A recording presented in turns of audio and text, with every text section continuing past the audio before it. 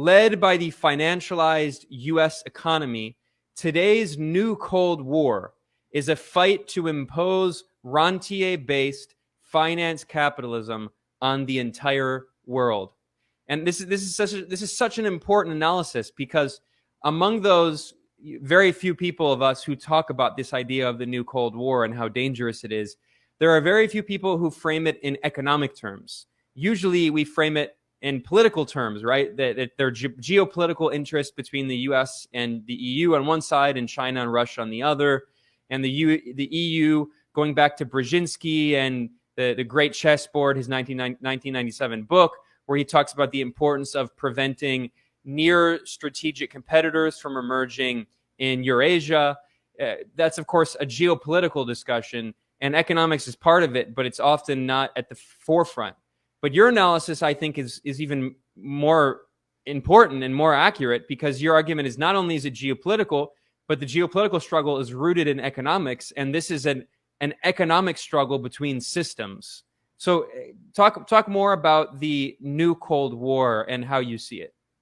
Well, as we're seeing now, the world is dividing into two parts. We can see that in the fight against Russia, which is also a fight against China and against India, as you noted, and it seems Indonesia and other countries as well. The United States is pushing a world that can be controlled by American investors. That the ideal of the American neoliberal plan is to do to other countries what it did to Russia after 1991. Take all of your public domain, your oil companies, your nickel mines, your electric utilities, give them all to a wealthy oligarchy that can only make money once it's taken control of these companies by selling the stocks to the West. The West will buy out oil, just like Michael Khodorkovsky tried to sell Yukos oil to Standard Oil in the West. And we've got to put an oligarchy that will sell all of the national domain, all of the patrimony in natural resources and all the companies to American investors on the cheap.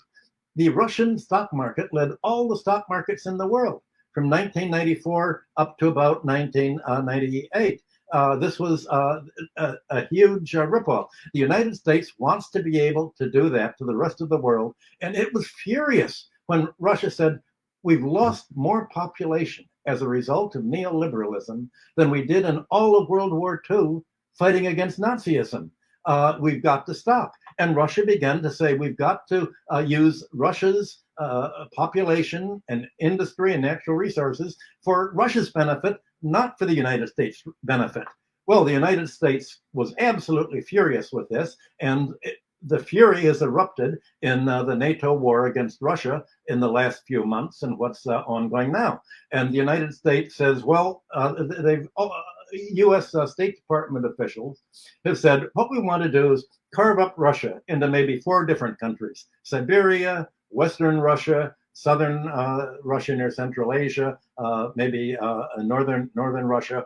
And once we've done that, we cut Russia off from China. Then we go into China. We finance, we send the ISIS and the Al Qaeda into the Uyghur areas, the Muslim areas, and we start a color revolution there. And then we break up China into a northern part, the southern part, central part. And once we break them up, we can more or less control them, and we can then come in, buy up their resources, and take over their industry, their labor, and their government, and get richer to obtain from China, Russia, India, Indonesia, and Iran the wealth that we're no longer producing in the United States now that we've deindustrialized.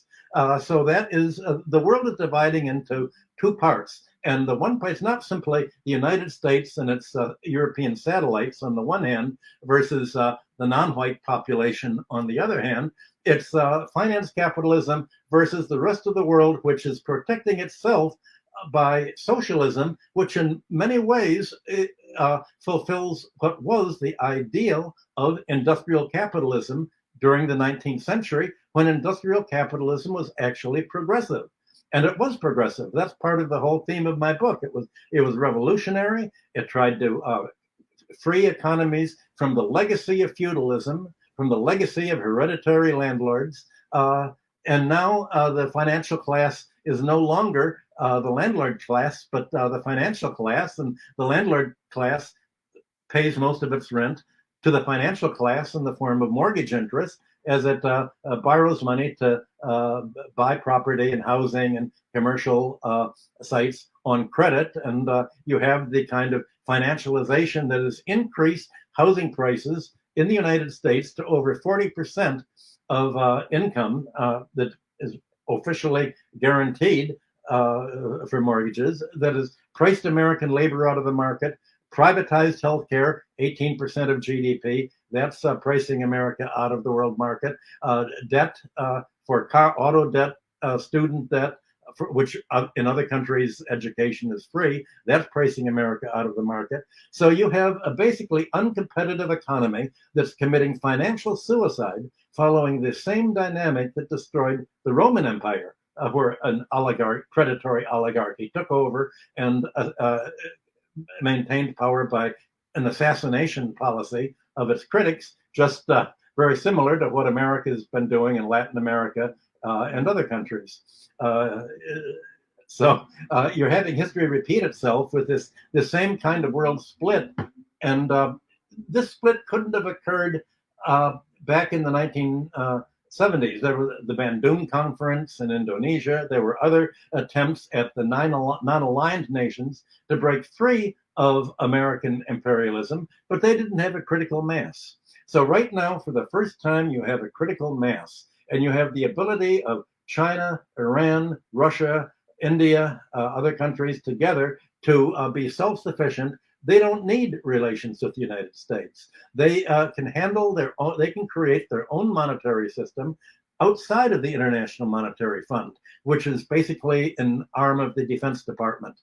They can give loans to build up the infrastructure of countries outside of the World Bank, which is basically an arm of the Defense Department, the deep state. So you have the American economy essentially a merger between the military-industrial complex and the Wall Street financial fire sector, finance, insurance, and real estate, is a way that really cannot develop any more than the Roman Empire could develop by trying to obtain militarily what it could not produce at home anymore. Well, China and other countries, now that they have their industrial base, the raw materials, the food ability to feed themselves, the agriculture, and the technology, they can go their own way. And so we're seeing in the last few months the beginning of a war that's going to go on for, I think, 20 years, maybe 30 or 40 years. The world is splitting away,